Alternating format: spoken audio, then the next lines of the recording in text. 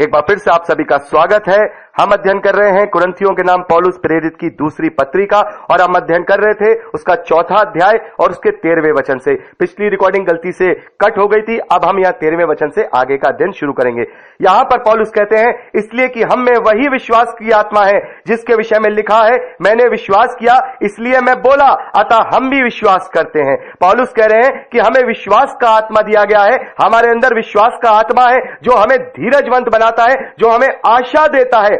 पौलुस आगे लिखते हैं, क्योंकि हम जानते हैं कि जिसने प्रभु यीशु मसीह को जिलाया वही हमें भी यीशु के भागी जानकर जिलाएगा और तुम्हारे साथ अपने सामने उपस्थित करेगा। हालेलुया। पौलुस कहते हैं इसीलिए हम प्रभु यीशु मसीह की मृत्यु को अपनी देह में लिए फिरते हैं, उस निडरता के साथ मृत्यु के खौफ के बिना अपने जीवन को जीते हैं और सुसमाचार का प्रचार करते हैं, क्योंकि ये आत्मा हमें विश्वास देता है, ये आत्मा हमें होप देता है, ये आत्मा हमें धीरज देता है कि जिस प्रकार से प्रभु यीशु मसीह वो जिलाया गया है वैसे ही हम उसकी समानता में उसके द्वारा, परमेश्वर के द्वारा जिलाए जाएंगे और उसके सामने उपस्थित किए जाएंगे। यह विश्वास ही हमें मृत्यु के खौफ से दूर कर देता है, यह विश्वास ही इस नाशवान शरीर के मारे जाने के डर से हमें ऊपर कर देता है और हम निर्भय जीवन जीते हैं, क्योंकि हमने अपना क्रूस उठाया है। क्योंकि जो प्रभु के पीछे चलते हैं वो अपना क्रूस उठाते हैं और इस नाशवान मृत्यु से या इस नाशवान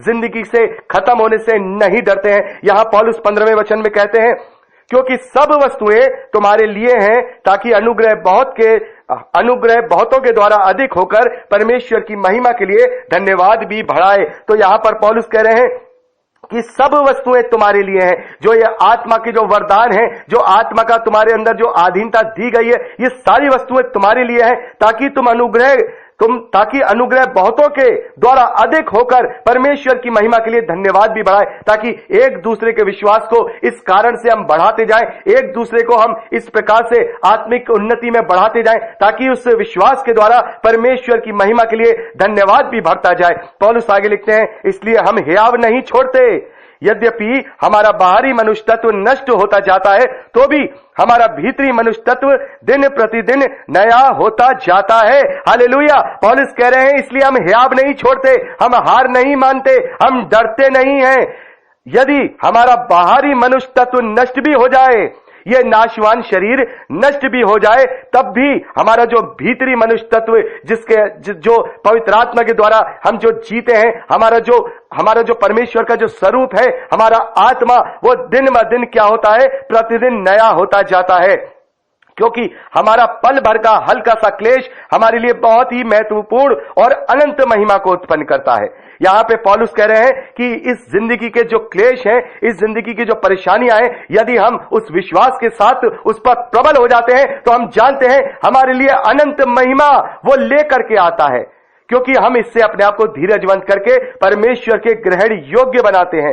पौलुस कहते हैं कि भारी मनुष्य तत्व भले ही हमारा नष्ट हो जाए, लेकिन हमारा भीतरी मनुष्य तत्व जो आत्मा है, जो परमेश्वर के स्वरूप में है, जो परमेश्वर का लालसा करता है, जो पवित्र आत्मा की अधीनता में है, वो दिन ब दिन प्रतिदिन नया होता जाता है और हल्का सा क्लेश भी हमारे लिए बड़ी महिमा को उत्पन्न करता है। हल्का सा क्लेश भी क्या, वो हमें धीरजवंत बनाता है। यदि हमारे जीवन में क्लेश है, यदि हमारे जीवन में तकलीफें हैं, यदि हमारे जीवन में कठिनाइयां हैं, तो ये कठिनाइयां, ये क्लेश हमें दृढ़ करते हैं, विश्वास में मजबूत करते हैं, और ये जब हम विश्वास में मजबूत होते हैं तब हम परमेश्वर के ग्रहण योग्य होते हैं और खुद को परमेश्वर का जीवित और पवित्र और परमेश्वर को भावता हुआ बलिदान करके चढ़ाते हैं, और ये हमारी असली आत्मिक सेवा होती है जिसके द्वारा हम अनंत जीवन को प्राप्त करते हैं। और यही आशा और यह विश्वास कि जैसे प्रभु यीशु मसीह जिलाया गया वैसे भी हम भी उसकी समानता में, हम उसके भागी जानकर परमेश्वर के द्वारा जिलाए जाएंगे और उसके सामने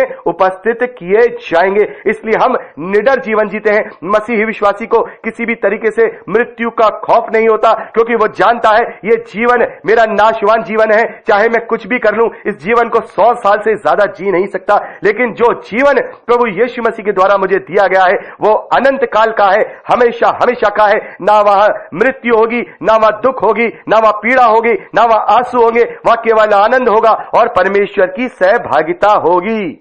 और यहां 18वें वचन में बहुत ही महत्वपूर्ण बात पौलुस लिखते हैं, और हम तो देखी हुई वस्तुओं को नहीं परंतु अनदेखी वस्तुओं को देखते रहते हैं, क्योंकि देखी हुई वस्तुएं थोड़े ही दिन की हैं परंतु अनदेखी वस्तुएं सदा बनी रहती हैं। हालेलुया। पौलुस कह रहे हैं कि हम अनदेखी वस्तुओं को देखते रहते हैं। हम तो देखी हुई वस्तुओं से हम देखी हुई वस्तुओं को नहीं देखते। यानी कि बहुत सारे लोग कहते हैं ना कि भाई अनंत जीवन किसने देखा, मरने के बाद का जीवन किसने देखा। ये जीवन तो हम देख रहे हैं, इस जीवन को तो हम महसूस कर रहे हैं, इस जीवन में तो हमें दुख तकलीफें क्लेशें आनंद सब महसूस हो रहा है, हमें क्या पता क्या हमने उससे देखा है। लेकिन पौलुस कह रहे हैं हम तो देखी हुई वस्तुओं को नहीं परंतु अनदेखी वस्तुओं को देखते रहते हैं। वो अनदेखी वस्तु जो अनंत जीवन के रूप में उस आशा के साथ विश्वास के साथ हमें मिलने वाली है। पौलुस कहते हैं क्योंकि देखी हुई वस्तुएं थोड़े ही दिन की हैं परंतु अनदेखी वस्तुएं सदा बनी रहेंगी। ये देखा हुआ जीवन, मेरे प्यारे भाई बहनों, जो सोचते हैं कि हमने उस अनंत जीवन को नहीं देखा, ये जीवन देखा है तो ये जीवन देखा है तो उसका सत्य भी देखा है। मैंने और आपने इस जीवन के सत्य को देखा है, और इस जीवन का सबसे बड़ा सत्य यह है कि चाहे कुछ भी हो जाए, कितना भी हम समय इस धरती पर गुजार लें, लेकिन अंततः हमें इस धरती को छोड़ के जाना ही होगा, हमें मृत्यु को प्राप्त करना ही होगा। यह सबसे बड़ा सत्य है। तो इस धरती पर यह भी तो एक बहुत बड़ा सत्य है, यह देखी हुई चीज है, यह कोई अनदेखी चीज नहीं है। मेरे प्यारे भाई बहनों, जो लोग ये सोचें कि ये धरती का जीवन ही तो हमने देखा है, हमने तो अनंत जीवन देखा है, नहीं, तो पौलुस कह रहे हैं क्योंकि देखी हुई वस्तुएं थोड़े दिन की हैं। जो तुम जीवन देख रहे हो, ये तुम जानते हो, ये सत्य है, ये जीवन केवल थोड़े ही दिन का है। लेकिन जो अनदेखी वस्तु जिस पर हम विश्वास करते हैं, जिसकी आशा हमें है, वो वस्तु यानी वो अनंत जीवन सदा बना रहता है, उसका कभी भी अंत नहीं होगा। और ये वो आशा है जिस आशा के साथ हम जीते हैं। इसलिए हम क्लेश में भी स्थिर रहते हैं, इसलिए हम हर एक परेशानी को भी सह लेते हैं, क्योंकि हमें पता है, हमारा विश्वास है कि जैसे प्रभु यीशु मसीह जिलाया गया है, वैसे ही हम उसकी समानता में परमेश्वर की उपस्थिति में जाएंगे, जिलाए जाएंगे। और यहां पर पौलुस कहते हैं हमारे पास वो धन है जो मिट्टी के बर्तनों में रखा हुआ है, और वो उत्तम धन पवित्र आत्मा है जो परमेश्वर के अनुग्रह से, प्रभु यीशु मसीह के अनुग्रह से हमें मिला है। और वो धन हमारे इस शरीर रूपी मिट्टी के बर्तन में यहां पर दिया गया है। ये एक ऐसा खजाना है